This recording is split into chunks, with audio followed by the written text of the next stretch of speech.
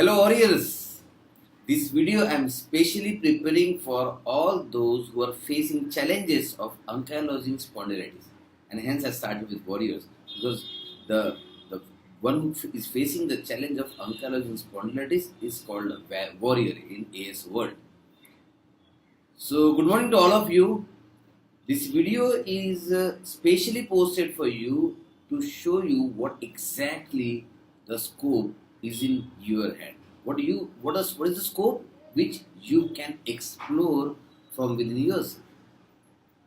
So as you all know, ankylosing spondylitis is basically a genetically determined disease, an autoimmune disease where HLA-B27 may or may not be positive. But then you will also agree with me that it is not just its definition which means the disease. This disease is equivalent to lots of pain and lots of suffering, restricted mobility and lots of stiffness, and then the back and spine getting stiff and the hip joint getting stiff and getting fused. There is so much of pain and misery and desperation and despair. So ankylosing spondylitis, by definition, a book definition, will not reveal the real pain, the real challenge which any AS patient is suffering from or AS warrior is suffering from. I am with AS patients, I am treating AS patients, it's quite long, but earlier I didn't have a lot of patients to talk about. So when I posted these kind of ideas, I was myself, maybe I will say, not having a lot of cases experience, and it was not accepted. But somehow, with some of my videos, I got so many patients of ankylosing spondylitis now, and I am very happy to share that everything which I said in my previous videos, I have personally experienced, validated, and seen it to be true with amazing results in AS warriors. Now let me take you back to what I talked previously. Ankylosing spondylitis being a genetically determined disease, the question was, can we reprogram or reverse the effect on the genes? And the answer I gave was, yes, we can. And anyway, we are doing this. We are already doing it. See, over the period of time, let us talk of genetic reprogramming. Can we do it? Because when I talk about this, most of the people are resistant. I will tell you that when I posted this on one of the ankylosing spondylitis group, they were so resistant. Let me salute to admin first. Admin was considerate because admin wanted something new to come and just give a ray of hope to the AS warriors. But there are, as always, there are few people in every group who actually have good intentions about the group, who actually are very aggressively protecting the good intention of the group. But in that very aggressively protecting the good intentions, they somehow also stop some good things coming to group. The intention is not bad, definitely not, because they are trying to protect all kind of spam and all kind of the theories coming to the group, and I think they are right. But if they are very rigid, unfortunately, these barriers will also create a barrier for something good, a ray of hope coming to the group. So thanks to everybody who has commented and shared on my post previously. But let me come to the point. If it is a genetically determined disease, can genetic determinants be reprogrammed? So this video is only about that. Can genetic determinants be reprogrammed, especially in ankylosing spondylitis? Let me explain with some examples. So if you see in the mirror, you see your face. Some may have an oval face or a squarish face or a rectangular face or a diamond-shaped face with a different kind of eyebrows. Some have thick eyebrows, thin eyebrows, some have different kind of hairs, some have different kind of a nose, a big nose, a small nose, a punched nose, or a flat nose, or an elevated nose, or a beak-shaped nose. All these, who decides? Everything, the bony placement, the face, the structure of face, Your appearance is all decided by the genetic determinants. Genetic determinants will tell you what exactly you are going to look like.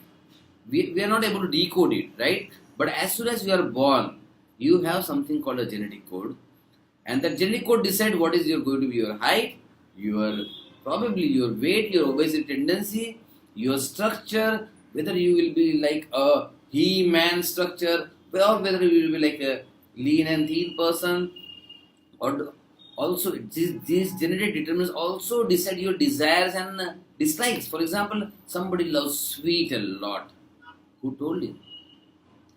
Was it that his mom told him, ki, my dear son, please like sweets lifelong? Is it like that? I don't think so. Or somebody who hates sweet. So has it been that his mom told him when he was just born, went to his ear and told, hello daughter, please dislike sweets for lifelong. Is it like that?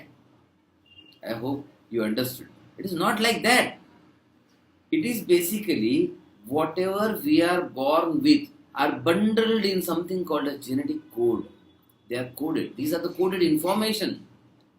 So you will look like your father or a mother or not. Neither of them will be again determined by your genes. Now just tell me, if genes determine everything, suppose there are twins born. One among the twin will leave it to among the criminals, the underworld, the criminals, right? And one is in a company of maybe church. So one is among the criminals, one is among the religious bodies, real religious bodies, not the fake ones which are very rampant nowadays.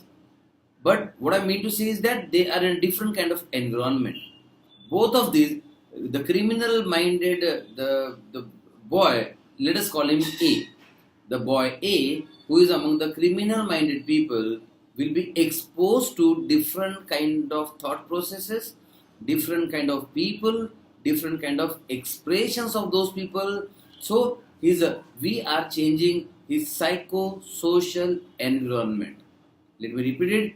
What we are doing in this case is that we are changing a psycho-social environment. In fact, let me put it straight, we are creating a different kind of a psycho-social environment for this boy A. Right? Now take another guy. Now we left him in the company of a real pious people, religious people. Let us call him B. Now we have created a different kind of, a completely different or opposite kind of a psychosocial environment for this kid called B. Both are twins, looking same right now. What do you think? After 2 years, 5 years, 10 years, 20 years, will they still look the same? Just think over it. You can pause this video right now and then think of few people you see, oh, they look like that. They look like what their surroundings was. Yes. I don't want to hurt anybody's sentiments here, but if you look at Adolf Hitler, Saddam Hussein, Mother Teresa, what do you see? What do you see? Do you see their emotions, feelings, thought process being reflected from their face? You can never see Adolf Hitler and say, wow, what a simple, cute looking face. You can never ever. If you see Mother Teresa, you can never say it is a cruel looking face. Never ever. How many examples do you want?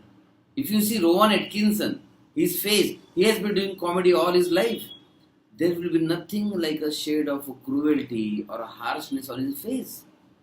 I can give you n number of examples. You know why I? If you just think of few people, as soon as you see their face, you understand he is a different kind of a person. So his thoughts have influenced his face. His thoughts and circumstances have influenced the structure, appearance, lines, creases of his face.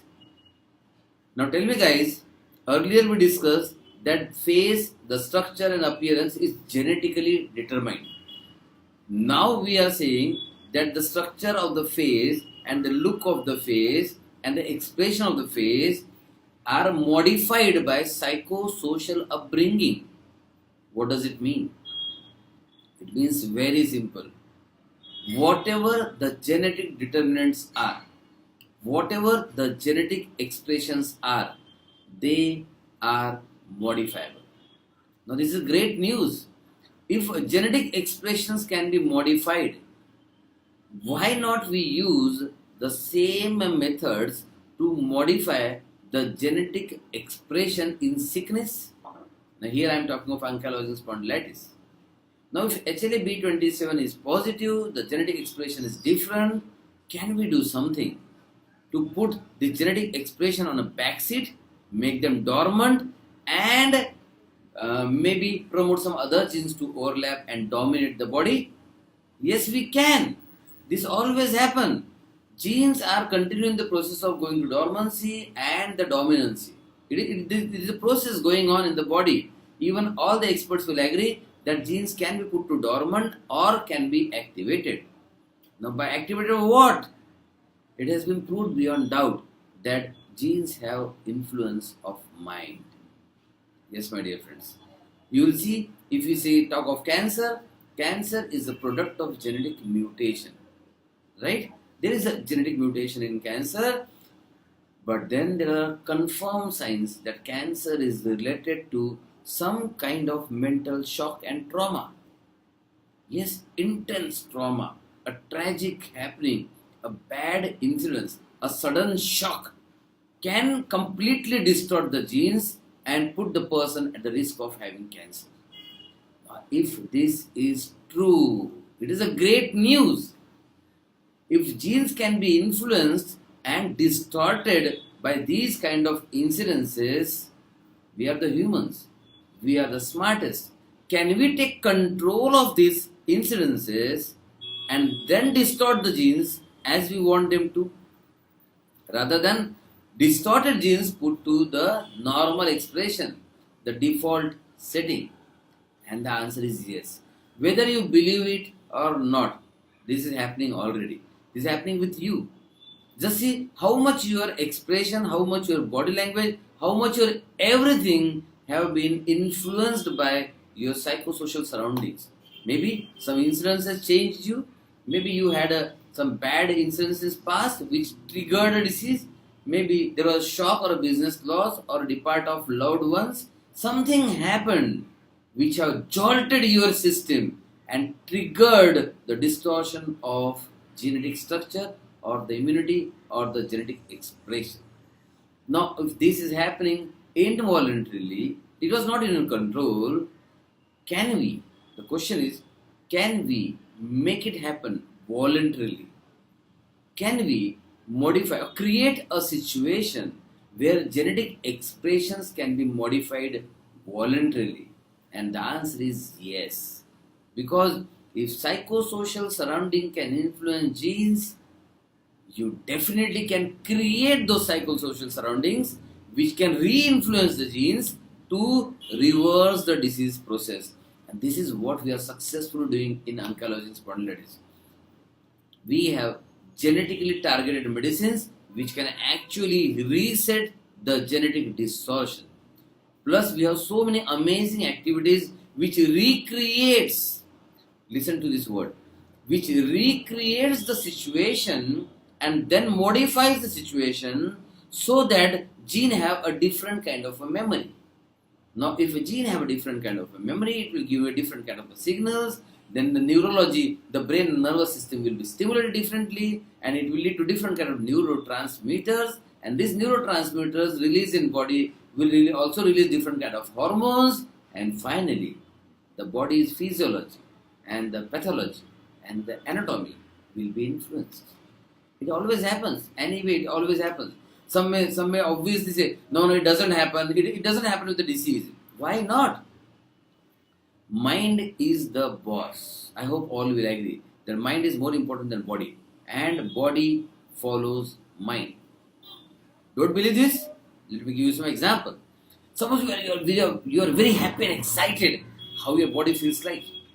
Go into happy and excited state. Remember some of the memories and see how your body feels. Yes! If you are happy and excited, your body is happy and excited. And see, if you are very dull and nervous, how your body feels like. Try going right now. It is a question of a survival from a disease for you. Go in a dull, nervous moment right now and see how your body feels like. So when you are feeling energy here, your body will be energetic. When you are dull here, your body will be dull. Isn't it? If you are in doubt of doing something, your body will not support you.